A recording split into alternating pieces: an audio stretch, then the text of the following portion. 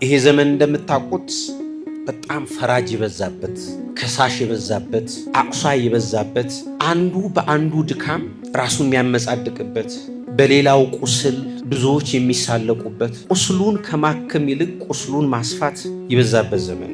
ወድቃችሁ አትገኙ እንጂ እናንተን ለማቁሰል ሰው ተሰልፎ ያለን የሚመስላችሁ ማህበራዊ ሚዲያን ስትመለከቱ ይሄ የቤተክርስቲያን እውነተኛ መልክ አይደለም። ቤተክርስቲያን ፍርድ ቤት አይደለች። ቅዱስ ባስልዮስ እንዳለው ቤተክርስቲያን ሆስፒታል ናት። ይሄ ዘመን ካሳጡን ጸጋዎች አንዱ ራስን የመግራት ጸጋን አሳጥቶናል።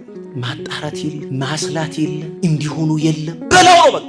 አሁን መጠየቅ ያለብን እውነት የኔ አኗኗር፣ የኔ ህይወት፣ እኔ የማደርጋቸው የምሰራቸው ነገሮች የዛን የንጉሱን እግዚአብሔር ምስል የሚያሳይ ነው ወይ? እግዚአብሔር የኔና የእናንተን ኃጢአት ከሸፈነ፣ የኔና የእናንተን ገበና ከሸፈነ ማንን እኛ ሌላውን ኃጢአት ልንገልጥ? ማንን እስቲ ያስቡ። ትናንት ኃጢአት ላይ ወድቀው ኃጢአታቸውን ትተው ንስሐ ገብተው ቤሲያን አገልግል ብለው መጡ። የትናንት በደላቸውን የትናንት ኃጢአታቸውን እየጠቀስን አቆስለን ወደዛው ኃጢአት የገፋናቸው ብዙ ወንድሞችና እህቶች። ለምን? እኛ ፈራጆች ስለሆን።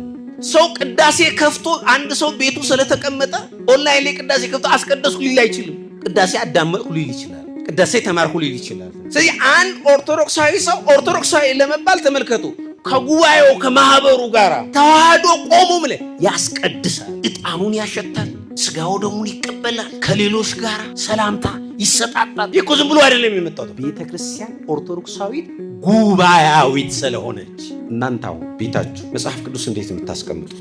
ራስጌያችሁ ላይ መደርደሪያችሁ ላይ ቀደምት አባቶቻችን ከመጽሐፍ ቅዱስ በላይ ምንም ነገር አያስቀምጡ። እኛ አሁን መጽሐፍ ቅዱስ ላይ ራሱ ሌላ መጽሐፍ ሁሉ እንደረድራለን። ከመጽሐፍ ቅዱስ በላይ የሚቀመጥ ነገር አይኖርም። ከመጽሐፍ ቅዱስ ስር ነው ሌሎች የምናደርገው። ህይወት ቅኝት አላት። ኦርቶዶክሳዊ ሆኖ ስሜታዊነት አይፈቀድም። ብዙ የሚያናድዱ ብዙ የሚያበሳጩ ነገሮች ሊገጥሙን ይችላሉ። ንዴቱንም ቁጣውንም ዋጥ አድርጎ ግን ምንድነው የሚያስበው? መውጫ መንገዱ ምንድነው ብሎ የሚያስበው። ይሄ ኦርቶዶክሳዊ ሰው መገለጫ። በኦርቶዶክሳዊ እሴት በኦርቶዶክሳዊ ማንነት አካላቸውን ያልገሩ ያልቃኙ ሰዎች ሲበሳጩ ከዛ ብስጭት ለመውጣት በሲጋራ ጭሱ ለመደበቅ ይሞክራሉ። ሰው ቢጠና ይደረስበታል። እንግዲህ የመጨረሻ ተዋወቅን የሚሉት ባልና ሚስቶች ናቸው። ባልና ሚስቶች እንኳን በደንብ ይተዋወቃሉ። ኦርቶዶክሳዊ ሰው የሚገነባበት ማንነቶቹ የሚመሰረቱበት 4 መሰረቶች አሉ። የመጀመሪያው ቅዱሳት መጽሐፍት፣ ሁለተኛው ቅዱስ ትውፊት ነው፣ ሶስተኛው የአባቶች ትምህርት ነው፣ አራተኛው ስርዓት አምልኮ ነው።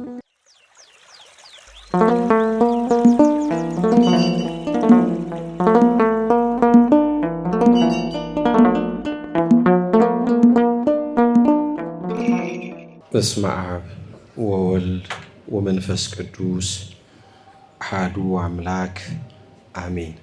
እንደምን አመሻችሁ? እንደምን ከረማችሁ? እንደምን ሰነበታችሁ?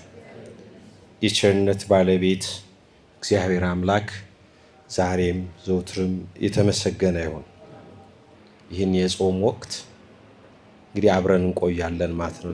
በተከታታይ እየተማማር ጥያቄዎችም በሚሰጠው ትምህርት ላይም ጥያቄ ካላችሁ ጥያቄያችሁን እየመዘገባችሁ ለመርሃ ግብሩን ለሚያስተባብሩ እህት ወንድሞቻችን ከሰጣችሁ የትምህርቱ ማጠቃለያ ላይ ደግሞ ለተጠየቁ ጥያቄዎች ምላሽ ሰጥተን ትምህርታችንን እናጠቃልላለን ማለት ነው።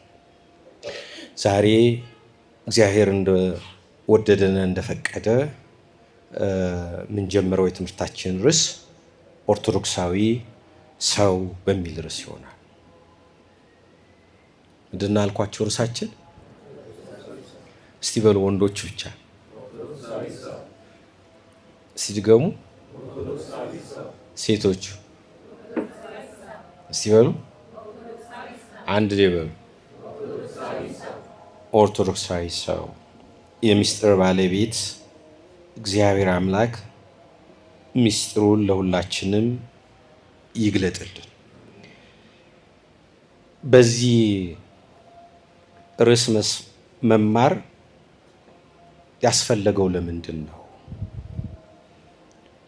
እንደው ርዕስ ለማሳመር እንደው ዝም ብለን ተነጋግረን ለመሄድ ለመዋየት ነው ወይ የሚለውን መጠየቅ አለብን ራሳችን ማለት ነው። በዚህ ርዕስ መማር ያስፈለገበት በተለይ በዚህ ዘመን በዚህ ወቅት እንድንማር የሚያስገድዱን በርካታ ምክንያቶች አሉ። ነገር ግን መማር ያስፈለገበት ምክንያት 5 ነው። ስለ 5 ነገር ነው አሁን በዚህ ርዕስ የምንማረው ማለት ነው። የመጀመሪያው ከይስሙላ ማንነት ወደ እውነተኛ ህይወት እንድንሸጋገር ነው። ይሄ ዓለም ይሄ ጊዜ ከየትኛውም ዘመን ከየትኛውም ጊዜ በበለጠ ተውኔት የበዛበት በጣም ማስመሰል የነገሰበት ጊዜና ዓለም ነው የምንሄደው። የምር የምንኖረው ከምር የምንቀበለው ከኛ ጋር የሆነ እውነተኛ ማንነት ያስፈልገናል። ብዙ ማንነቶች ወይም ደግሞ ማንነት ነው ብለን የምናስባቸው በርካታ የማንነት ብያኔና አስተሳሰብ የነገሰበት ስለሆነ እውነተኛው ማንነት እንድንይዝ መጀመሪያ። ሁለተኛው የዘመኑን ፈተናዎች ለመቋቋም ነው። መቼስ ገድል እንደየዘመኑ ነው። የትኛውም ዘመን የራሱ የሆነ ገድል አለው፣ የራሱ የሆነ ተጋድሎ አለው። ዘመን የራሱ የሆኑ ኃጢአቶች አሉት፣ የራሱ የሆኑ በደሎች አሉት። ዘመን የሚያመጣቸው አሉ። የኛ ዘመን ፈተናዎች ደግሞ አሉ። እነሱን መቋቋም እንድንችል ነው። ይሄ ሁለተኛው። ሶስተኛው ሁለንተናዊ ስብዕናን ለመገንባት ነው ማለት ነው።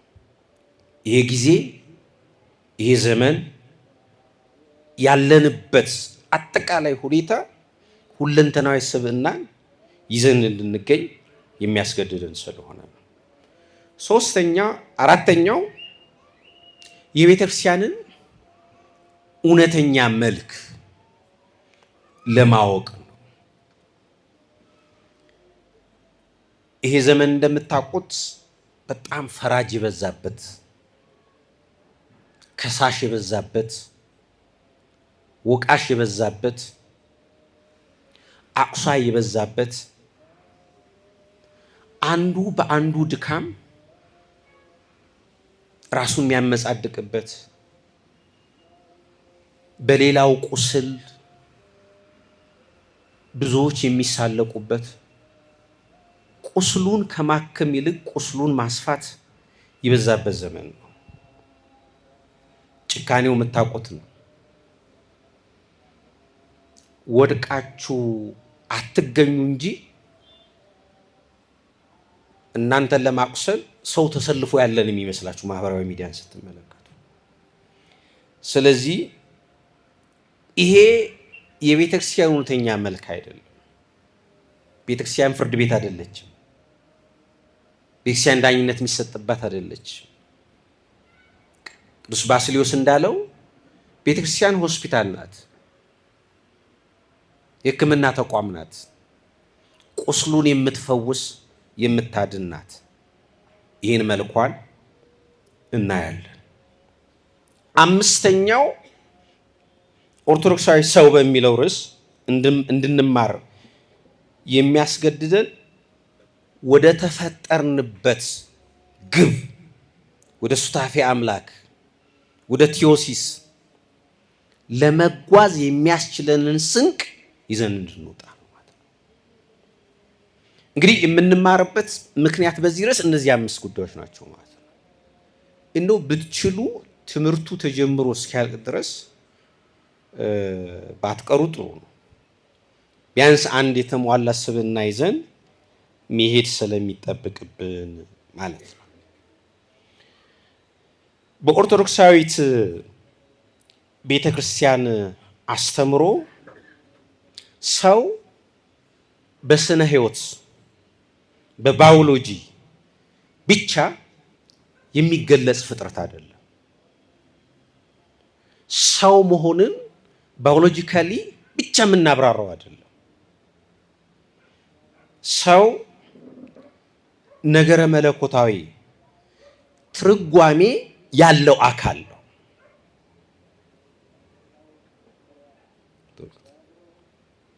ቴዎሎጂካሊም የሚበየን ነው ማለት ነው ሰው። ስለዚህ ሰው ኦርቶዶክሳዊ ሰው በቤተ ክርስቲያን ምስጢራት የታተመ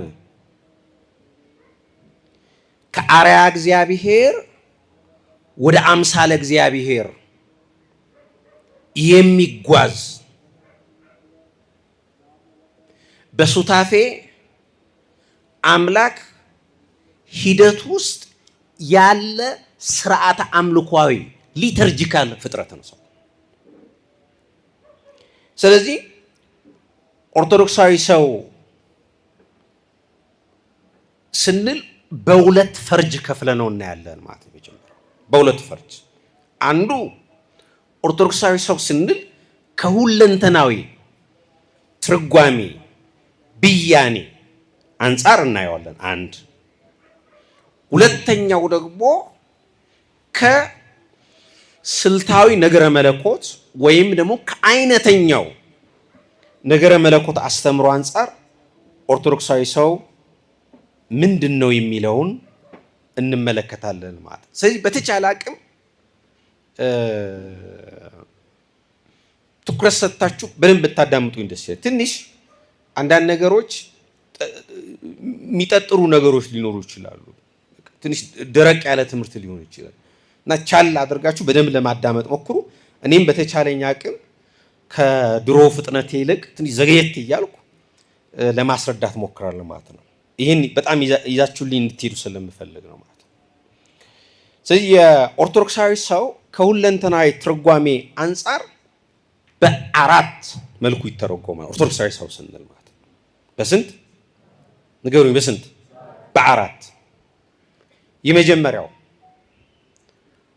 ኦርቶዶክሳዊ ሰው ስንል በጌታችን በነቢያት በሐዋርያትና በሐዋርያነ አበው የቃልና የሕይወት ትምህርት ራሱን የሰራ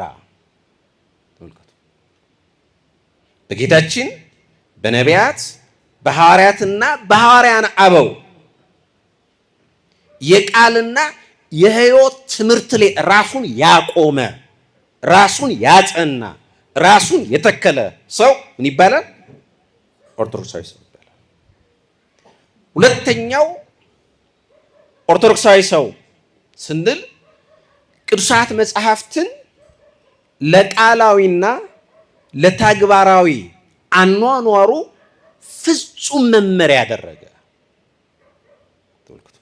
ለሚናገረው ለሚያደርገው ለሚሰራው ፍጹም የህይወት መመሪያው ያደረገ ሰው ኦርቶዶክሳዊ ሰው ይባላል። ለምን? ይሄ ዘመን ብቻም ሳይሆን በየትኛውም ዘመን ሰዎች ህይወታቸውን የሚመሩበት የራሳቸው የሆነ የህይወት መርህ ወይም የአኗኗር ዘይቤ የላይፍ ስታይል አላቸው አይደል? እኛ እንኳን እንላለን አይደል? ይሄ የኔ የኑሮ ስታይል ነው፣ ይሄ የኔ ቤት የህይወት ፍልስፍናዬ ነው፣ መሪ ነው የምንለው ነገር አለ። ስለዚህ ካነበብነው ተነስተን ከተማርነው ተነስተን ከሰማነው ተነስተን ለኑሯችን ለህይወታችን ሁላችንም የየራሳችን ምን እንሰጠዋለን ማለት ነው፣ የኑሮ መርህ እንሰጠዋለን። አንዳንዱ የኔ የህይወት መርህ ስኬፕቲዝም ነው ሊል ይችላል። በቃ ምንድነው ስኬፕቲዝም ማለት? በቃ ፍጹም ተጠራጣሪ፣ በቃ ይሄ ነባር አስተሳሰብ ሰው እውነት ነው ብሎ የተቀበለውን ያን አስተሳሰብ መጠርጠር፣ በጥርጣሬ ማየት፣ ይህን የኑሮ ዘይቤ አድርጎ የሚያስብ ሰው ይኖራል። ደግሞ ከዚህ ከላቀ ደግሞ ምንድነው? አይ ባልንጀራ ማብዛት የለብኝም፣ ጓደኛ ማብዛት የለብኝም፣ የኔ የላይፍ ስታይል ብቸኝነት ነው ብሎ ሊያስብ ይችላል። ነገር ግን ኦርቶዶክሳዊ ሰው ግን ከነዚህ ተመልከቱ ሴኩላር ከሆነው ዓለማዊ ከሆነው የኑሮ ዘይቤን ከሚቃኙ አስተሳሰቦች በተለየ ሁኔታና በአይነተኝነት ቅዱሳት መጽሐፍትን ለንግግሩ፣ ለድርጊቱ፣ ለህይወቱ፣ ለኑሮ ምን ማድረግ አለበት? ፍጹም የህይወት መመሪያ ማድረግ አለበት።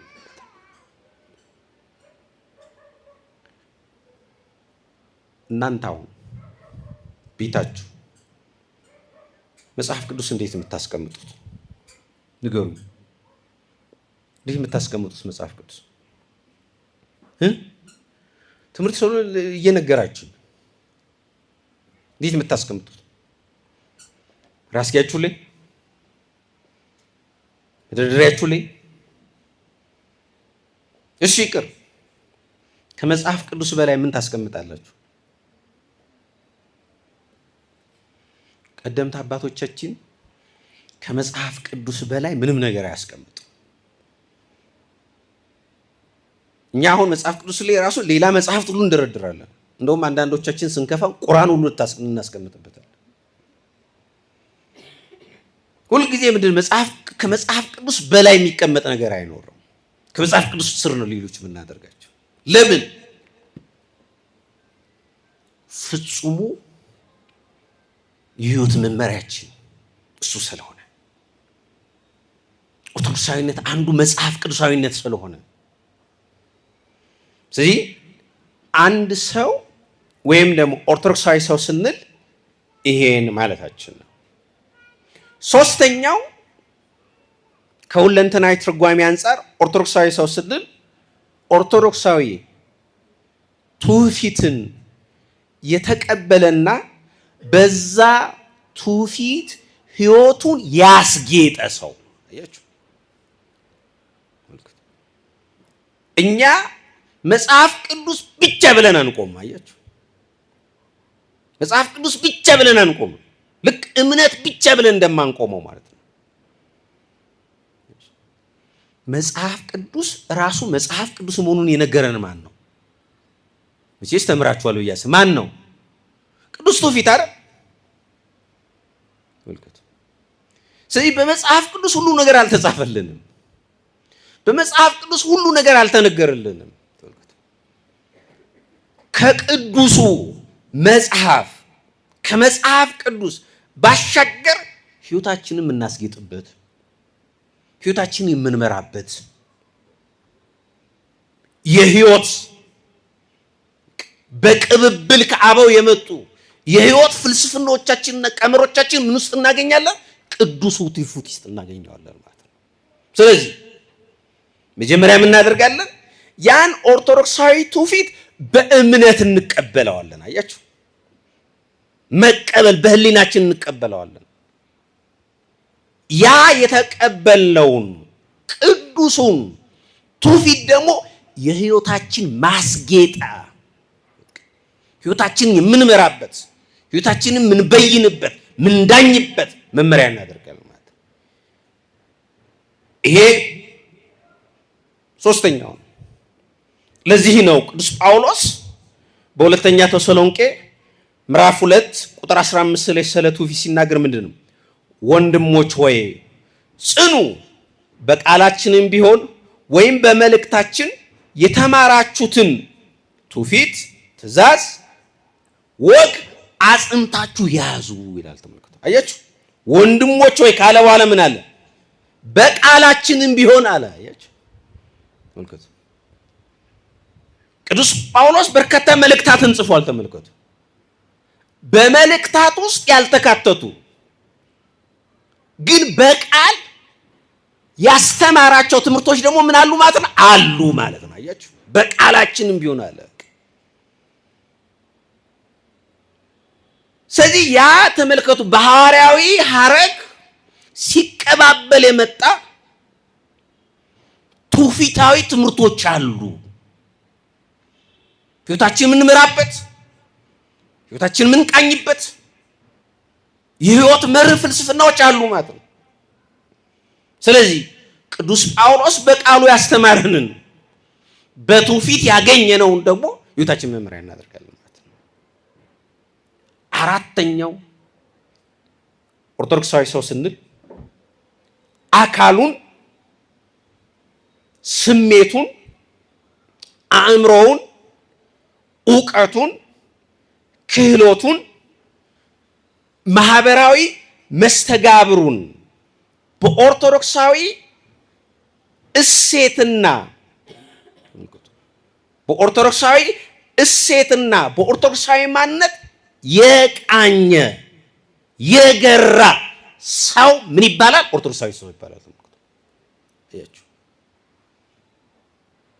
አካላችንን፣ አእምሮአችንን፣ ዕውቀታችንን፣ ስሜታችንን፣ መስተጋብራዊ ማህበራዊ መስተጋብራችንን በኦርቶዶክሳዊ እሴቶችና እነዛ እሴቶች በተገነቡባቸው መሰረታዊ ትምህርቶች ላይ ቆመን ምንን እንገራቸዋለን፣ እንቃኛቸዋለን ማለት ነው።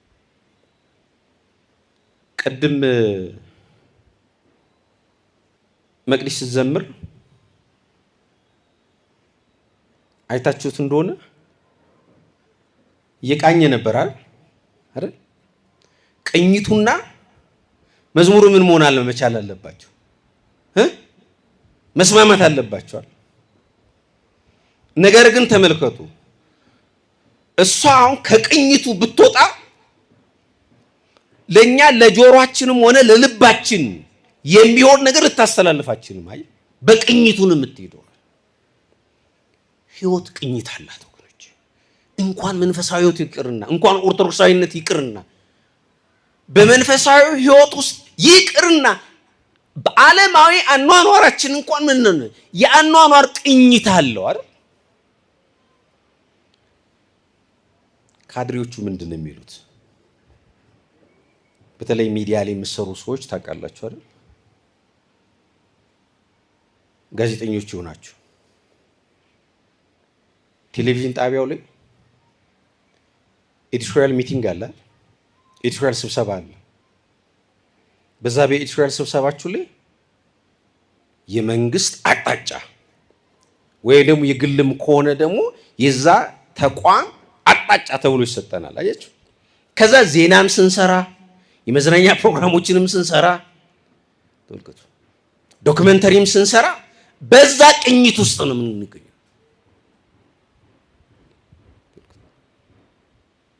ክርስትና ላይ ሲሆን ደግሞ እንዴት ሊሆን እንደሚችል ታስቡት። ኦርቶዶክሳዊነት ላይ ሲሆን እንዴት ሊሆን እንደሚችል ታስቡት። ስለዚህ አንድ ኦርቶዶክሳዊ ነኝ ሊል የሚችለው ወይም እኔ ኦርቶዶክሳዊ ነኝ ብሎ የሚያምን ከሆነ አካሉን፣ ስሜቱን፣ አእምሮውን፣ ዕውቀቱን፣ ክህሎቱን በኦርቶዶክሳዊ እሴቶችና ማንነቶች መቃኘት መግራት አለበት ማለት ነው። ኦርቶዶክሳዊ ሆኖ ስሜታዊነት አይፈቀድም። ኦርቶዶክሳዊነት ሆኖ ከእውቀት የወጡ ከእውቀት ያፈነገጡ ከኦርቶዶክሳዊ አእምሮአዊ ስሪቶች ያፈነገጡ ነገሮች እንድናደርግ አይፈቀድልንም። ተመልከቱ። ብዙ የሚያናድዱ፣ ብዙ የሚያስቆጩ፣ ብዙ የሚያበሳጩ ነገሮች ሊገጥሙን ይችላሉ፣ ሊያገኙን ይችላሉ። ግን ንዴቱንም ቁጣውንም እልሁንም ዋጥ አድርጎ ግን ምንድነው የሚያስበው? እንዴት ነው ከዚህ ጨለማ መሻገረው? መውጫ መንገዱ ምንድን ነው ብሎ የሚያስበው? ይሄ ኦርቶዶክሳዊ ሰው መገለጫ። ይሄ ዘመን ካሳጡን ጸጋዎች አንዱ ራስን የመግራት ጸጋን አሳጥቶናል። ማለት ማጣራት የለ፣ ማስላት የለ፣ እንዲሆኑ የለም በለው ነው በቃ። እኔ የተሳደብኩትን ስድብ ለምንድን ነው እሱ ያልተሳደበልኝ ብለህ እኮ በጣም እኮ የሚበሳጭ ሰው እኮ አለ። በጣም እኔ ይገርመኛል በዚህ ዘመን ላይ ተመልከቱ። እኔ ያልተሳደብኩትን ስድብ እንዴት አልተሳደበልኝም?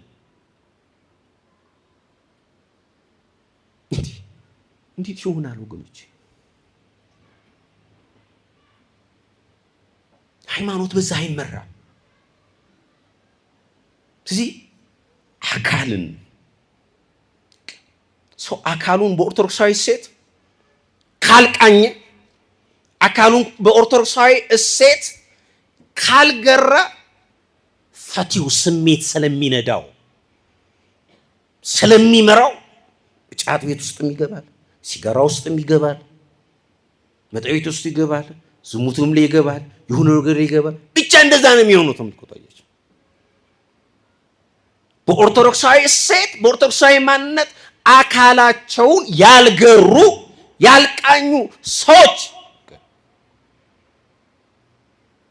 ሲበሳጩ ከዛ ብስጭት ለመውጣት በሲጋራ ጭስ ውስጥ ለመደበቅ ይሞክራሉ።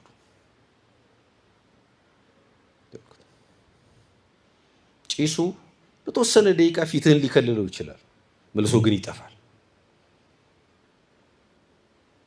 በየመጠጥ ቤቱ ምናጋጨው ብርጭቆ ለተወሰነ ደቂቃ ለተወሰኑ ጊዜያት ደብቆን ሊሆን ይችላል። ከስካሩ ከድንዛቤው ስንወጣ ግን ያው ቁስል አመርቅዞ ነው የሚመጣው። ስለዚህ ከዛ ልድንበት ከዛ ህመም ልትፈወስበት የሚችለው ማንነት የሚገኘው ኦርቶዶክሳዊ እሴት ውስጥ ነው። ያ ደግሞ ኦርቶዶክሳዊ ሰው ስትሆን ልታገኘው። ስለዚህ በሁለንተናዊ ብያኔ ደረጃ ኦርቶዶክሳዊ ሰው ስንል ይሄን ማለታችን ነው። ሁለተኛው ፈርጅ ኦርቶዶክሳዊ ሰው ከስርዓታዊው ከአይነተኛው ከስልታዊው የነገረ መለኮት ትርጓሜ አንጻር ምን ይመስላል የሚለው የምናየው ሁለተኛው ማለት ነው። በደንብ እዚህ ላይ አዳምጡ። ኦርቶዶክሳዊ ሰው በዚህ ብያኔ ደረጃ ኦርቶዶክሳዊ ሰው ስንል አርያ እግዚአብሔር ማለታችን ነው። the image of God ምንድን አልኳችሁ? ምንድን አልኳችሁ? አርያ እግዚአብሔር። ተመልከቱ። ኦርቶዶክሳዊ ሰው ማለት በዚህ ብያኔ በቅድስት ሥላሴ አርያነት የተፈጠረ በነፃ ፈቃድና በማሰብ ጸጋ የከበረ የመለኮታዊ ብርሃን ማንጸባረቂያ ምስል ነው። ተመልከቱ። ሁለት ጽንሰ ሐሳቦችን እዚህ ላይ እንድትረዱ ይፈልጋል። ብዙ ጊዜ ስለሚምታታ በዛ በኦሪት ዘፍጥረት ምዕራፍ 1 ቁጥር 26 ላይ ምንድን ነው ያሉት? ሥላሴ ሰውን ሲፈጥሩት ምንድን ነው ያሉት? ምንድን ነው ያሉት? ንገሩኝ። ሰውን በአርአያችን በአምሳላችን እንፍጠር። እነዚህ ሁለት መሰረታዊ ጽንሰ ሐሳቦች እዚህ ውስጥ ያለበት አርአያነትና አምሳልነት። እነዚህ ሁለት መሰረታዊ ጽንሰ ሐሳቦች ብዙውን ጊዜ እናንተ ጋር ብቻ ሳይሆን አንዳንድ መምህራኖችም ሲያምታቱት ይታያል። በጣም ሁለቱ የተለያዩ ጉዳዮች ነው። በቃ አርአያ እግዚአብሔርና አምሳለ እግዚአብሔር በጣም ይለያያል። አርአያ እግዚአብሔር መልካ እግዚአብሔር ነው፣ የእግዚአብሔር መልክ። አርአያ እግዚአብሔር ተመልከቱ፣ ሰው በመሆን በጥንተ ተፈጥሮ የምናገኘው ነው። ተመልከቱ፣ ያገኘነው ነው። ሰው በመሆን ብቻ ነው የሚገኘው። ተመልከቱ፣ ምንድነው ይሄ አርአያ እግዚአብሔር? ተመልከቱ፣ አርአያ እግዚአብሔር ወይም ደግሞ የእግዚአብሔር መልክ መልካ እግዚአብሔር ነፃ ፍቃድ፣ በደንብ አዳምጡ። ነፃ ፍቃድ፣ ምክንያታዊነት፣ የፈጠራ ችሎታ፣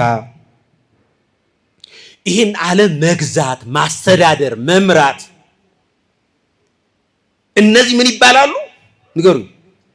ምን ይባላሉ? አርአያ እግዚአብሔር ይባላሉ። ተመልከቱ፣ ይሄ አርአያ እግዚአብሔር አዳም ድቀት ባገኘው ጊዜ ተመልከቱ፣ ውድቀት ባገኘው ጊዜ እንኳን አልጠፋም፣ ጎሰቆለ እንጂ ተመልከቱ። ምክንያቱም አዳም ድቀት ሲያገኘው የባህሪ ጉስቁልና ነው ያገኘው፣ የጸጋ መገፈፍ ነው ያገኘው። ተመልከቱ እንጂ እነዚህን ጸጋዎቹን አላጣቸውም። በበደል ምክንያት ማለት ነው። ስለዚህ አርአያ እግዚአብሔር ማለት እነዚህ ናቸው። ተመልከቱ። አርአያ እግዚአብሔር ስንል ሁለተኛው ጽንሰ ሐሳብ ምንድነው ያልኩት? አምሳለ እግዚአብሔር ነው። ተመልከቱ። አምሳለ እግዚአብሔር የሚደረስበት ግብ ነው። አያችሁ፣ ምን ደርስበት ነው። ተመልከቱ።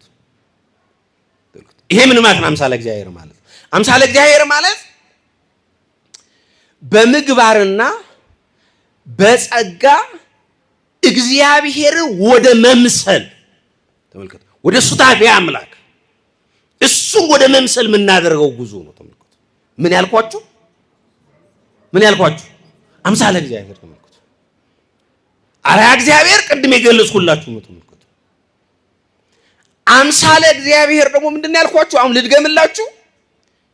በምግባርና በጸጋ እግዚአብሔርን ተመልከቱ። የእግዚአብሔር ተመልከቱ፣ የእግዚአብሔር የባህሪው ተመልከቱ፣ የባህሪው የጸጋ ተካፋዮች መሆን ይሄ ሂደታዊ ነው። ተመልከቱ፣ ፕሮሰስ አለው። ይሄ ዝም ብለን የምናገኘው አይደለም። ተመልከቱ፣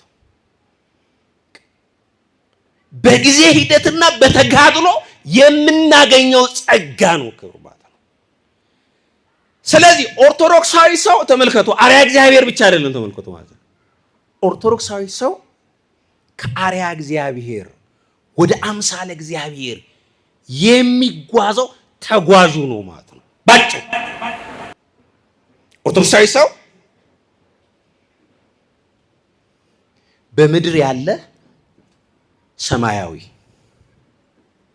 በስጋ ያለ መንፈሳዊ ሰው ነው ማለት ነው። አርአያ እግዚአብሔር መነሻ ነው። ተመልከቱ፣ መነሻ ነው። አምሳለ እግዚአብሔር መዳረሻ ግብ ነው። ስለዚህ ከአይነተኛው የነገረ መለኮት እሳቤ አንጻር ኦርቶዶክሳዊ ሰው ስንል የመጀመሪያው ይሄን ማለታችን ነው። ይሄን በተመለከተ ቅዱስ ጎርጎርዮስ ዘኑሲስ እንዲህ ብሎ ጽፏል። ሰው ሆይ የራስህን ክብር እወቅ፣ አንተ የእግዚአብሔር አርአያ ነህ። ፈጣሪ ያንተን መልክ በራሱ ላይ ስላተመው አንተ የንጉሱ ሕያው ምስል አለ። በጣም እኮ ይደንቃል።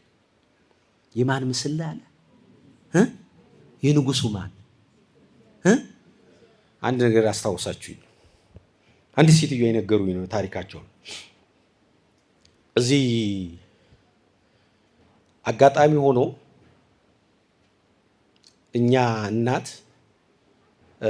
የሚሰሩት ቤተ መንግስት ውስጥ ነው የሚሰሩት እና ለውጥ የሚባለው ከመጣ በኋላ ብዙ ሰው ተነሳ፣ ከቦታው ከምኑ ድብልቅልቁ ወጣ። እኛ ሴትዮዋ ግን አልተነሱ። ከዛ ሰዎች መጡና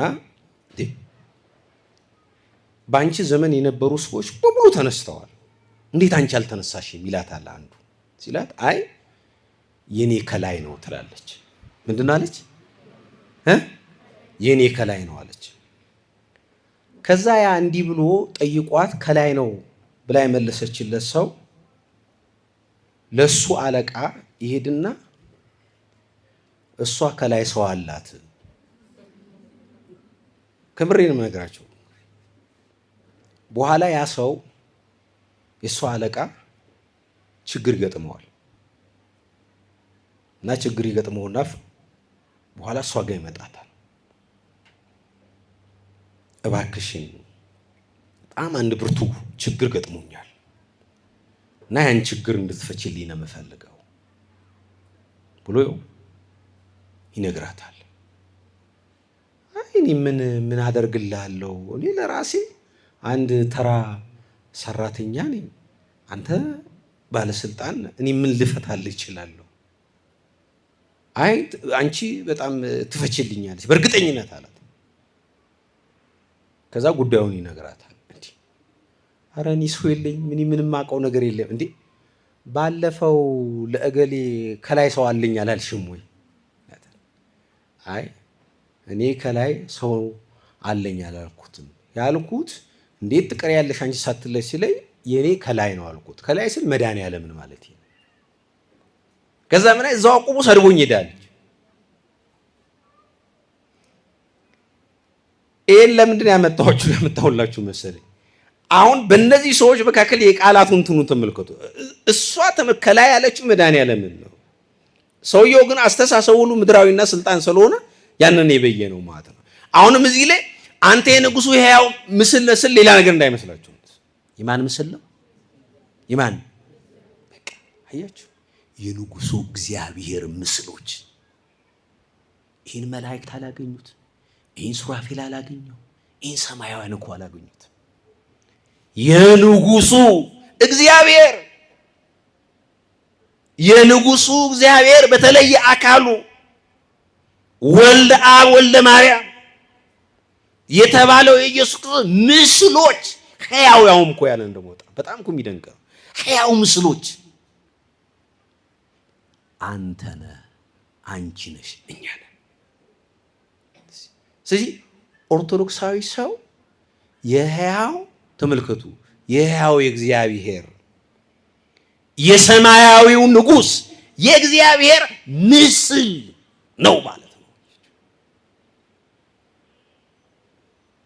አሁን መጠየቅ ያለብን እውነት የኔ አኗኗር፣ የኔ ህይወት፣ እኔ የማደርጋቸው የምሰራቸው ነገሮች የዛን የንጉሱን እግዚአብሔር ምስል የሚያሳይ ነው ወይ? ነው ወይ? ነው ወይ? ይሄን ለራሳችሁ ጠይቁት። ሁለተኛው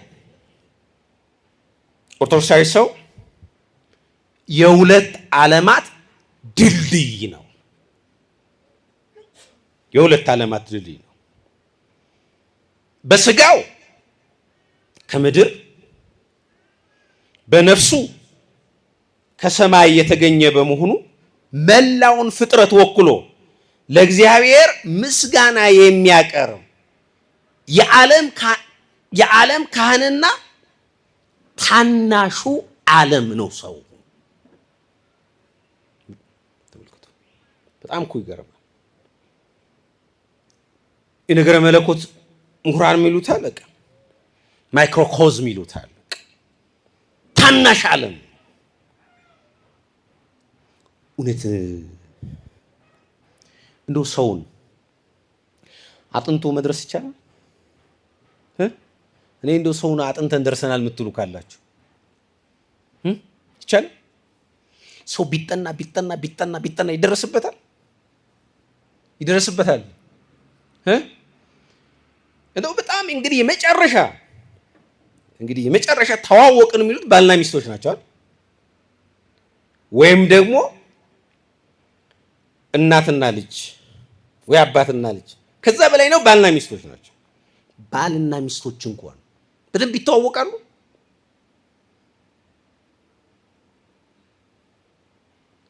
ሰው ተጠንቶ ያላለቀ ፍጥረት ነው። ዛሬ አውቄዋለሁ ብትል ዛሬ አውቄዋለሁ ቢል መቼም ሊደርስ ጥልቅ ነው። ለዚህ ነው ተመልከቱ እነዛ ሊቃውንት ማይክሮኮዝም ያሉት መቃ ታናሽ ዓለም ነው ሰው። ግን ዓለምነቱ አለ ተመልከቱ ፍጥረታትን ሁሉ ወክሎ አለ። በጣም ፍጥረታትን ሁሉ ወክሎ መስዋዕት እግዚአብሔርን የሚያቀርብ። ምክንያቱም ሰው አንዱ የተፈጠረው ለምንድን ነው? ለምንድን ነው የተፈጠረው? ምስጋና ለማቅረብ። ተመልከቱ ፍጥረታትን ወክሎ ነው። ተመልከቱ በጣም የሚደንቀው ራሱን ብቻ እኮ አይደለም።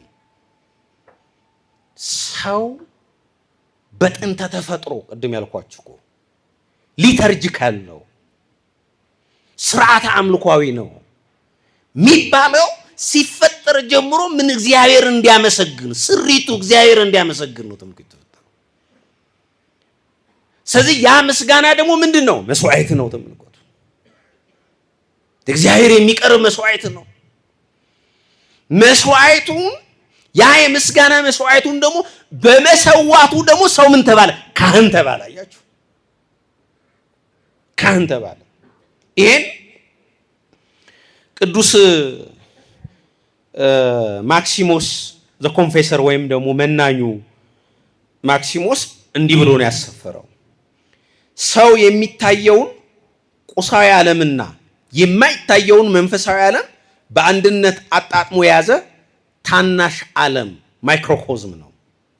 እግዚአብሔር ሰውን የፈጠረው መላውን ፍጥረት በአንድነት ሰብስቦ ወደ ፈጣሪው የሚያቀርብ የዓለም ካህን እንዲሆን ነው። ምን እንዲሆን? በማርያም ተናገሩ። ምን እንዲሆን? ምን እንዲሆን? የዓለም ካህን እንዲሆን። መላውን ነው እኮ ዓለም መላውን ፍጥረት ወክሎ አለ በአንድነት ሰብስቦ ለፈጣሪው መስዋዕት እንዲያቀርብ፣ የምስጋና መስዋዕት እንዲያቀርብ የዓለም ካህን ነው። ነን ወይ? ነን? ኧረ ተናገሩ። ነን?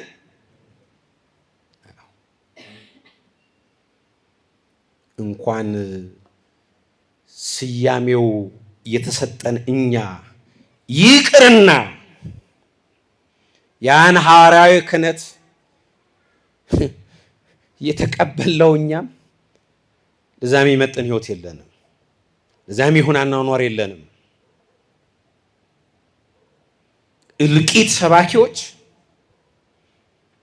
ጥላቻ ሰባኪዎች፣ ክፋት አምራቾች የሆነው እኛ ነን። ግን በተፈጥሯችን ስንፈጠር እግዚአብሔር ግን እኛን ምን አድርጎ ነው የፈጠረ? ምን እንድንሆን? ማክሲሞስ ነው ምን እንድንሆን? የዓለም ካህን። ከራሳችን አልፈን ተመልከቱ፣ ለሌሎች እረኞች፣ የሌሎች ጠባቂዎች፣ የሌሎች መጋቢዎች። ካህን ልቡ ጨካኛ መሆን አልነበረበትም።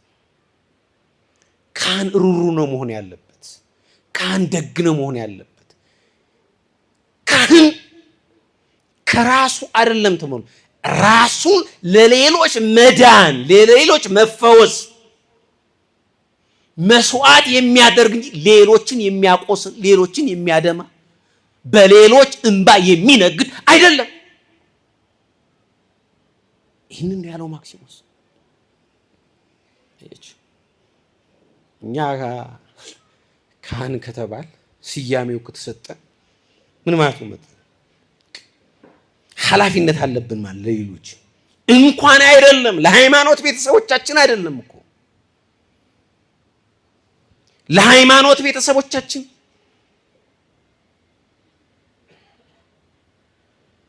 በ40 እና በ80 ቀን ከሥላሴ ልጅነትን አግኝተን ለተዛመድናቸው ኦርቶዶክሳውያን ብቻ እኮ አይደለም፣ በአርአያ እግዚአብሔር ለተፈጠረው ሰው ሁሉ የምንራራ፣ ቸርነትን የምናደርግ፣ የምንጨነቅ፣ የምንጠበብ እንጂ ይበለው ምንል አይደለም። አያችሁ፣ ቆመን ይበለው እነሱን ማያሳያቸው እንዲያደርጋቸው ባለው አንደበታችን ይሄው ደጃችን ላይ መጥቶ በየኪሶቻችንና በየወንበሮቻችን በተራ በተራ ነው። ይቆጨናል። ግን ስለዚህ ይሄ ሁለተኛው ነው። ሶስተኛው ኦርቶዶክሳዊ ሰው ከአይነተኛው ነገረ መለኮታዊ እሳቤ አንጻር ህብረታዊ አካል ነው። ምንድን ነው? ንገሩኝ። ህብረታዊ አካል ነው። ራሱን ከሌላው የሚነጥል ግለሰብ ሳይሆን ከፈጣሪውና ከቅዱሱ ማህበር ወይም ከቤተ ክርስቲያን ጋር በፍቅርና በአንድነት በመኖር እውነተኛ ማንነቱን ያገኘ አካል ነው። በጣም እዚህ ጋር አንድ ሁለት መሰረታዊ ጽንሰ ሐሳቦችን እንድትረዱ ፈልጋለሁ። ግለሰብና አካል የሚሉ ጽንሰ ሐሳቦች በእንግሊዝኛው ብዙውን ጊዜ በተለዋዋጭነት ኢንተርቼንጅብሊ በስተት እንጠቀመው። ለምሳሌ ፐርሰን የሚለውን ቃልና ኢንዲቪጁዋል የሚለውን ቃል ማለት ወይም ኢንዲቪጁዋሊቲንና ፐርሰንሁድን አሁን ሁለቱ ሊትራሊ እንዲህ ስትመለከቷቸው ምንድነው በቃ አንድን ሰው ለማለት ፐርሰን እንላለን አይደል? ያንን ሰው ኢንዲቪጁዋል እንላለን። ተመልከቱ እነዚህ ተመልከቱ ከኦርቶዶክሳዊ አስተምሮ አንፃር በጣም የሰማይና ምድር ያለ ልዩነት ነው ያላቸው። ተመልከቱ እግዚአብሔር ከፈቀደ ሌላ ጊዜ ልንማረው እንችላለን በሰፊው። በምዕራቡ ክርስትና ተመልከቱ በምዕራቡ ክርስትና በጣም የገዘፈውና የሚገነው ኢንዲቪጁዋሊቲ ነው፣ ግለሰባዊነት ነው። ተመልከቱ በኦርቶዶክሱ ዓለምና በኦርቶዶክሱ ወይም በኦርቶዶክሳዊ ክርስትና ደግሞ የሚልቅን ነው የሚገነው ፐርሰንሁድ ነው፣ አካላዊነት ነው። ተመልከቱ ግለሰባዊነት ንጥላው ተመልከቱ ራሱን ከሰፊው ተመልከቱ ከጋራው ማህበር ከጋራው አንድነት ይነጥላል። ራስ ወዳድ ነው፣ ስለ ራሱ ብቻ ነው የሚያስበው። ይሄ አካላዊነት ግን ፐርሰንሁድ ግን ምንድነው? ይሄ ኮሚዩናል ከሆነ ጋርዮሻዊ ከሆነው ህብረታዊ ከሆነው ጉባኤያዊ ከሆነው ኦርቶዶክሳዊ ማንነት ጋር የተቆራኘ ነው። ተመልከቱ። ስለዚህ ተመልከቱ አንድ ሰው ኦርቶዶክሳዊ ሰው ነኝ የሚል ከሆነ ወይም ኦርቶዶክሳዊ ሰው ነው የሚባል ከሆነ ግለሰባዊ ሳይሆን ምንድነው የዛ የህብረት አካላዊ ነው። ተመልከቱ ኮሚዩናል ነው። ስለዚህ በጋራ ይበላል፣ በጋራ ይጸልያል፣ በጋራ የሚያደርጋቸው ነገሮች ብዙ ነገሮች አሉት ማለት ነው። ይሄንን ነው ቅዱስ ቁጵርያኖስ እንዲህ ያለው አንድ ክርስቲያን ብቻውን ክርስቲያን ሊሆን አይችልም። ብቻውን የሚኖር ክርስቲያን አይደለም። እውነተኛ ክርስቲያን የሚባለው ከሌሎች ጋራ በፍቅር ተሳስሮ በቤተ ክርስቲያን አካልነቱ ውስጥ ሲገኝ ብቻ ነው። ይሄ በሌላ አነጋገር ምን ማለታችሁ መሰለችሁ? አሁን ይሄ ዘመን አንዱ በተለይ ኦልሞስት ይሄ ዘመን ብቻ አይደለም ላለፉት 50 ዓመታት 60 ዓመታት አሁን ኦንላይን ወርሺፕ አለ። አንድ ሰው ቤተክርስቲያን ሳይሄድ ከሰዎች ጋር ሳይገናኝ ምን ሳይል ኦንላይን ብቻ እግዚአብሔር ምን ማለት ይችላል ይላሉ፣ ማመስገን ይችላል። ይሄን እኛ ከኮሮና ወዲህ አንድ የተለማመድነው ነገር አለው። በጣም አይታችሁ እኮ አሁን አንዳንድ የቲክቶክ ሰዎችና የዩቲዩብ ሰዎችን ተመልከቷቸው። አያስቀድሱም፣ ቤተክርስቲያን አይሄዱም፣ በጋራ አይጸልዩም። ተመልከቱ ጧት ማታ ኦንላይን ተቀምጠው የምታገኟቸው ሰዎች አሉ። ግን ምንድናቸው? ኦርቶዶክስ ነው የሚባሉት እነዚህ ሰዎች። ወገኖቼ እንዲህ የሚባል ኦርቶዶክሳዊነት የለም። ኦርቶዶክሳዊነት አካላዊ ውህደትን ተመልከቱ። አካላዊ ውህደትን ተመልከቱ የሚጠይቅ ነው። ተመልከቱ ሰው ቅዳሴ ከፍቶ አንድ ሰው ቤቱ ስለተቀመጠ ኦንላይን ላይ ቅዳሴ ከፍቶ አስቀደስኩ ሊል አይችልም። የሚባል ነገር የለም። ቅዳሴ አዳመጥኩ ሊል ይችላል። ቅዳሴ ተማርኩ ሊል ይችላል። ተመልከቱ። ስለዚህ አንድ ኦርቶዶክሳዊ ሰው ኦርቶዶክሳዊ ለመባል ተመልከቱ ከጉባኤው ከማህበሩ ጋር ራሱን ከዛ አካላዊው ከሆነው ተመልከቱ ከሱ ማንነት ጋር ካለው ከአካላዊው ጋር ተዋህዶ ቆሞ ማለት ያስቀድሳል። ቅዳሴውን በጆሮ ይሰማል፣ ዕጣኑን ያሸታል፣ ስጋው ደሙን ይቀበላል። ከሌሎች ጋር ሰላምታ ይሰጣጣል። እንሰጣጥ የለም ቅዳሴ መሃል ላይ አያችሁ። ይህ እኮ ዝም ብሎ አይደለም የመጣው። ለምን? ቤተ ክርስቲያን ኦርቶዶክሳዊት ጉባኤያዊት ስለሆነች። ኦርቶዶክሳዊነት ጉባኤያዊት ስለሆነ፣ ህብረታዊ ስለሆነ፣ አካላዊነት ስለሆነ ስለዚህ ይህን ማለታችን ይህ ስንተኛው ነው? ስንተኛው ነው? ሶስተኛው። አራተኛው ኦርቶዶክሳዊ ሰው ስንል በፈውስ ሂደት ላይ ያለ ህመምተኛ ነው። ኦርቶዶክሳዊ ሰው ምንድን ነው አለ? በፈውስ ሂደት ላይ ኢንሂሊንግ ላይ ነው ያለው። በዚህ በነገረ ድህነት ትምህርታችን ምንድን ነው የምንለው? ተመልከቱ። ድነናል፣ ንገሩኝ።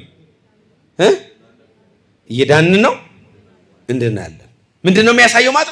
ፕሮሰስ ነው። አያችሁ፣ ሂደታዊ። ስለዚህ አንድ ኦርቶዶክሳዊ ሰው በፈውስ ላይ ያለ ህመምተኛ ያለ ስንል ምን ማለታችን መሰላችሁ? ራሱን ፍጹም አድርጎ የሚቆጥር ሳይሆን በኃጢአት የቆሰለች ነፍሱን በቤተ ክርስቲያን ተመልከቱ፣ ሚስጥራት በተለይ በንስሐና በቅዱስ ቁርባን ዘውትር የሚያድንና የሚፈውስ ተጋዳይ ነው። ምክንያቱም ምንድን ምንናት? አሁን በምድር ላይ ያለችው ቤተክርስቲያን፣ በአጸደ ስጋ ላይ ያለችው ቤተክርስቲያን ምን ብለን የምንጠራት? በተጋድሎ ላይ ያለች ነች፣ እየተጋደለች ያለች ነች። ያቺ በአጸደ ነፍስ ያለችው በሰማይ ያለችው የድል ነሺዎቹ ህብረት አንድነት፣ እሷ ምንድን ነች? ፍጽምት ነች። ተጋድሏን የጨረሰች ነች። ስለዚህ ኦርቶዶክሳዊ ሰው ራሱ እንደ ፍጹም አይቆጥርም። በቅቻለሁ ነቅቻለሁ ብሎ የሚደመድም አይደለም። ለዚህ ነው አሁን እዚህ በምዕራቡ ክርስትና ላይ ስትመለከቱ ምንድን ነው በቃ ሲጠራሩ ራሱ ምንድን ነው የሚባባሉት? ቅዱሳን ነው አይደል የሚባሉት? ዶኩ ድፍረት እኮ በጣም ይገርማል። ሲጠራሩ ራሱ ቅዱሳን ነው የሚባሉት። ምክንያቱም እነሱ ለምን ኦልሬዲ ምን ብለናል ብለው ስለምን ድነናል፣ በቃ ቅዱስ ሆነናል። ግን በኦርቶዶክሳዊት አስተምሮ በኦርቶዶክሳዊት ቤተክርስቲያን አንድ ሰው ኦርቶዶክሳዊ ሰው የሚባለው በቃ በፈውስ ላይ ያለ ነው። በቃ በፈውስ ላይ ያለ ህመምተኛ ነው ማለት ነው። ስለዚህ ራሱን እንደ ፍጹም አይቆጥርም። ስለዚህ ሁልጊዜም ተመልከቱ ለመዳንና የዛ ድህነት ክርስቶስ ቤዛ ሆኖ በመስቀል ላይ ከፈጸመው በምልአት ከፈጸመው ድህነት ተጠቃሚ ለመሆን ማለት ሚስጥራትን ይፈጽማል፣ ይቆርባል፣ ይጾማል፣ ይሰግዳል። እንዲህ ቁጭ ብለን እንማራለን፣ እንዘምራለን። ተመልከቱ ወደዛ ምዕራፍ ለመድረስ ነው ማለት ነው። ይሄን ቅዱስ ዮሐንስ አፈወርቅ እንዲህ ነው ያለው፣ ቤተክርስቲያን የፍርድ ቤት ሳትሆን የነፍስ ሕክምና ቤት ወይም ሆስፒታል ናት። እዚህ የምንመጣው ጥፋተኞች ተብለን ልንኮነን ሳይሆን ቁስላችን ታይቶልን እንድንፈወስ ነው። ክርስቶስም ፈዋሻችን ነው ይላል። አያችሁ፣ ቤተክርስቲያን ምንድነች? ምንድነች ቤተክርስቲያን? ሐኪም ቤት ሆስፒታል ነች። አያችሁ፣ ከዚህ አማናዊ ከዚህ እውነተኛ ማንነቷ ቤተክርስቲያንን አውጥተን ቤተክርስቲያንን ከሳሽ፣ ወቃሽ፣ ፈራጅ ካደረግናት ያቺ ቤተክርስቲያን አይደለች። ግን ምንድነው አሁን ያለው? ንገሩኝ እስቲ አሁን ያለው ምንድነው? እናክማለን። በኃጢአት የቆሰሉትን እንደው ቀን ሆኖባቸው ኃጢአታቸው በአደባባይ ተገልጦ ያገኘናቸውን ሰዎች ከዛ ከኃጢአታቸው የሚድኑበትን መንገድ ከዛ ህመማቸው ልናድናቸው ነው ምንተጋው ወይስ ምንድነው የምናደርገው? እንፈርዳለን። በጣም ነው የምንጨክነው።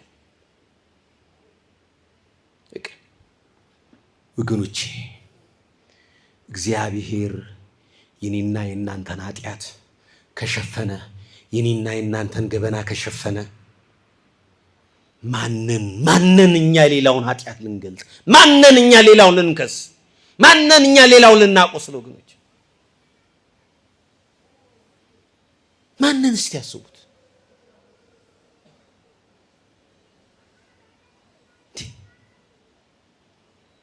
ብዙ ማቃቸው ልጆች አሉ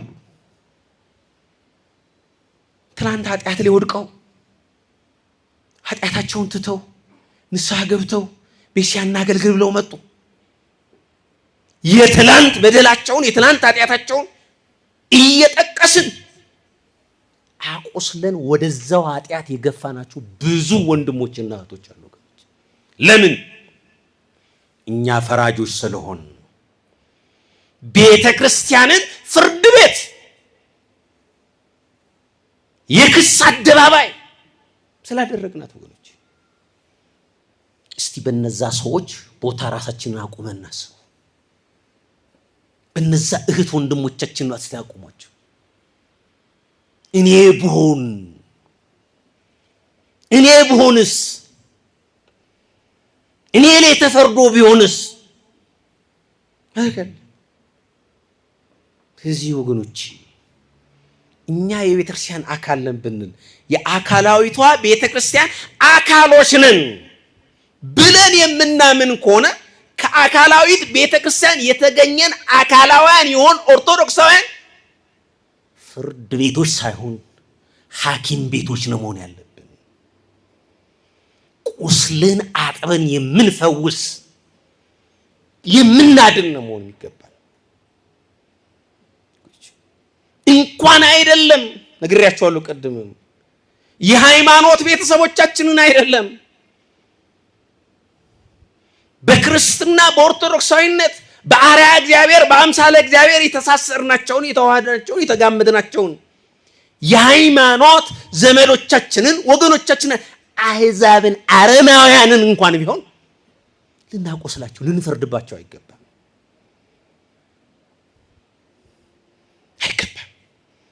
ለምን? ቤተክርስቲያን ምን ስላልሆነች? ፍርድ ቤት ስላልሆነች። ይህ ስንተኛው ነው? አምስተኛው ነው የመጨረሻው በብያኔ ደረጃ ኦርቶዶክሳዊ ሰው የጸጋ አምላክ ነው። አማልክት ዘበጸጋ ነው። አሁን ቴዎሲስ ሱታፌ አምላክ ልናመጣው ነው ማለት ነው። ይሄ መጨረሻው ግብ ነው። አሁን ተመልከቱ። ቅድም ምንድነው ያልኳችሁ? ተመልከቱ። ሰው ወዴት ነው የሚጓዘው ነው ያልኳችሁ? ከአርአያ እግዚአብሔር ወዴት ሄዳል ያልኳችሁ? ወደ አምሳለ እግዚአብሔር። ሰው ከአርአያ እግዚአብሔር ወደ አምሳለ እግዚአብሔር የሚያደርገው ሽግግር የሚያደርገው ጉዞ የሚያደርገው መንገድ ሱታፌ አምላክ ቴዎሲስ ይባላል። ይሄ መጨረሻው ግብ ነው። ይሄ ምን ማለት ነው? የክርስቶስ የባህሪው ተመልከቱ። በጣም ኮሚዲያን የባህሪው በጸጋ የባህሪው ተካፋዮች የሆኑ ማለት ነው። ይሄ መጨረሻ ግቡ። ምክንያቱም የክርስቲያን ኦርቶዶክሳዊ ሰው የመጨረሻ ግቡ ምድራዊ ስኬት ሳይሆን በአኗኗሩና በቅድስና ሕይወቱ አድጎ መለኮታዊ ባህሪን በጸጋ ለመካፈልና ፈጣሪውን ለመምሰል የሚጓዝ ሰማያዊ መንገደኛ ነው። ይሄን ቅዱስ አትናቴዎስ ሐዋርያ እንዲህ ይላል። እግዚአብሔር ሰው የሆነው ሰው እግዚአብሔርን ይሆን ዘንድ ነው አለ። የክርስቶስን ነው ተመልከቱ። የክርስቶስን ሰው መሆን ያለ ክርስቶስ እግዚአብሔር ነው ተመልከቱ። ያ እግዚአብሔር ሰው የሆነው አለ ተመልከቱ። ሰውን ምን ሊያደርገው አለ? ንገሩኝ። አምላክ ሊያደርገው። በቃ ተመልከቱ። አምላክ ሊያደርገው ምን ማለት ነው? አምላክ ያደርገው ማለት በቀጥታ ያ የእግዚአብሔርን ባህሪ የአምላክን ባህሪ ይወርሳል ማለት አይደለም። ተመልከቱ። በጸጋ ምንለው ለዚህ ነው። በጸጋ የዛ የባህሪው ተካፋይ ያደርገዋል ማለት እሱን በጸጋ በምግባር ይመስለዋል ማለት ነው። ይሄን ነው ሱታፌ አምላክ የምንለው ማለት ነው። ስለዚህ ሰው ኦርቶዶክሳዊ ሰው ስንል እንግዲህ በአይነተኛው የነገረ መለኮት እሳቤ ብያኔ አንፃር ይሄን ማለታችን ነው ማለት ነው። እንግዲህ በብያኔ ደረጃ ይሄ ከሆነ የኦርቶዶክሳዊ ሰው ማንነትና ዕውቀት የሚቀዳባቸው አራት ምንጮች አሉ ማለት ነው። ወይም በሌላ አነጋገር ኦርቶዶክሳዊ ሰው የሚሰራበት ወይም ኦርቶዶክሳዊ ሰው የሚገነባበት ማንነቶቹ የሚመሰረቱበት አራት መሰረቶች አሉ። የመጀመሪያው ቅዱሳት መጻሕፍት ናቸው። ይሄ የኦርቶዶክሳዊ ሰው ወይም ማንነት ምንጭ ነው። አንዱ ቅዱሳት መጻሕፍት ናቸው። ሁለተኛው ቅዱስ ትውፊት ነው። ሶስተኛው የአባቶች ትምህርት ነው። አራተኛው ስርዓት አምልኮ ነው ማለት ነው። ስለዚህ አንድ ኦርቶዶክሳዊ ሰው ኦርቶዶክሳዊ ማንነት አለው ስንል የነዚህ ውጤት ነው ማለት ነው። አያችሁ የሚሰሩት እነዚህ ናቸው። ተመልከቱ። ቅዱሳት መጻሕፍት ይሰሩታል። ቅዱስ ትውፊት ይሰራዋል። ቀደምት አባቶቻችን በድርሳኖቻቸው፣ በገድሎቻቸው፣ በድርሳኖች፣ በታምር መጻሕፍቶች፣ በተለያዩ ነገሮች የሰሯቸው የጻፏቸው ነገሮች ሁሉ ይሰሩታል ማለት ነው። ከዛ ሲልቅ ደግሞ ምንድነው ቅድም ያልኳችሁ ተመልከቱ። ኦርቶዶክሳዊ ሰው ሊተርጂካል ነው። ስርዓት አምላካዊ ፍጡር ነው ማለት ነው። ስለዚህ ቤተክርስቲያን ሄደን ተመልከቱ። በማህሌቱ፣ በሰዓታቱ፣ በቅዳሴው፣ በኪዳኑ ስንሳተፍ ተመልከቱ። ይሄ ተሳትፏችን ዝም ብሎ ስርዓት አምልኮ ብቻ አይደለም። እነዚህ ተሳትፏችን ሁሉ የኛን ማንነት ይቀርጹናል፣ ይሰሩናል ማለት ነው። ስለዚህ አንድ ኦርቶዶክሳዊ ሰው ሆኖ መቀጠል መዝለቅ ከፈለ እነዚህ ምንጮች ላይ መቆም አለበት ማለት ነው። ከነዚህ አራት ምንጮች ያልተቀዳ ማንነት፣ ከነዚህ አራት ምንጮች ያልተቀዳ ስብዕና፣ ከነዚህ አራት ምንጮች ያልተቀዳ እኔነት ወይም እኛነት ዋጋ የለውም ማለት ነው። ስለዚህ አንድ ኦርቶዶክሳዊ ሰው ኦርቶዶክሳዊ ነኝ ብሎ የሚያስብ ከሆነና ወይም ይሄ ኦርቶዶክሳዊ ሰው መሆኑን ይዞ መቀጠል ከሆነ እነዚህ አራት ምንጮች ላይ መቆም አለበት ማለት ነው። ግልጽ ነው? እስካሁን የተነጋገርነው ግልጽ ነው?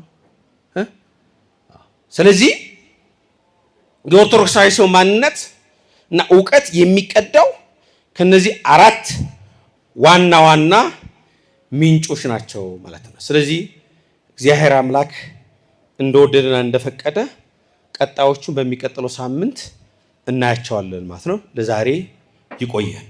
እግዚአብሔር ቸርነት የእናታችን ቅድስት ድንግል ማርያም አማላጅነት ከሁላችን ጋር ይሁን። በሚቀጥለው ሳምንት የኦርቶዶክሳዊ ሰው መገለጫ ባህሪያትን እናያለን። ከዛ ኦርቶዶክሳዊ ሰውና የዘመኑን ፈተና እንመለከታለን። ከዛ ኦርቶዶክሳዊ ሰው የመሆን ተግባራዊ መንገዶችን ፕራክቲካል ላይፉን ደግሞ እሱን እናይና ትምህርታችንን የምናጠቃልበት ሁኔታ ይሆናል። ይቆየን።